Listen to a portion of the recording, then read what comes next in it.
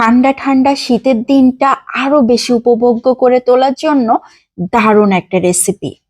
প্রথমেই চুলাতে একটা প্যান বসিয়ে দিয়েছি, তার মধ্যে 2 টেবিল চামচের মতো গুড় দিয়ে দিয়েছি। একদম খাঁটি খেজুরের গুড়। গুড়টাকে বেশ কিছুক্ষণ ধরে জাল হতে দিয়েছি। চুলার আঁচটাকে আমি একদম লো ফ্লেমে করে রেখেছিলাম।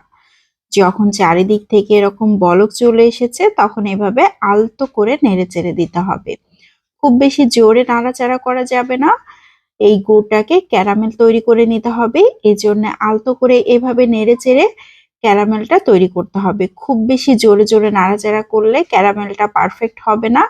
তো আমি এইভাবে আলতো করে নাড়াচাড়া করতে করতে একটা সময় কালারটা চেঞ্জ হয়ে এসছে, দেখেই কিন্তু বোঝা যাচ্ছে যে ক্যারামেল প্রায় হয়ে যাওয়ার মতো হয়েই গিয়েছে।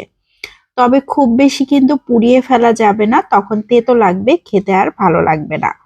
এ পর্যায়ে দিয়ে দিচ্ছি 1.5 কাপ দুধ। আমি লিকুইড দুধ ব্যবহার করেছি, গরুর দুধ। গরুর দুধটা আগেই জাল করে নিয়েছিলাম, সেই দুধটাই দিয়ে দিয়েছি। দুধ দেবার পর কিন্তু একটা জায়গায় জড়ো হয়ে আসবে গুড়টা, তখন মনে হবে যে এটা হয়তো আর ঠিক হবে না।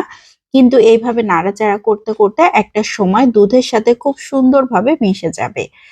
তো আমি বেশ কিছুক্ষণ ধরে নেড়েচেড়ে নিয়েছি, গুড়টা একদম দুধের সাথে মিশে গিয়েছে।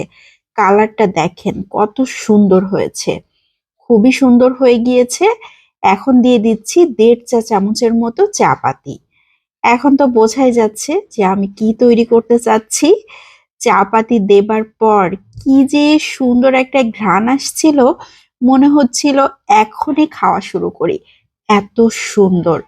এখন দিয়ে দিয়েছি 2টা এলাচ। আমি এলাচের মুখটা জাস্ট একটু ফাটিয়ে দিয়েছি, খুব বেশি কিছু দিব না, তাহলে গুড়ের স্ট্রং একটা ফ্লেভার আছে সেটা নষ্ট হয়ে যাবে।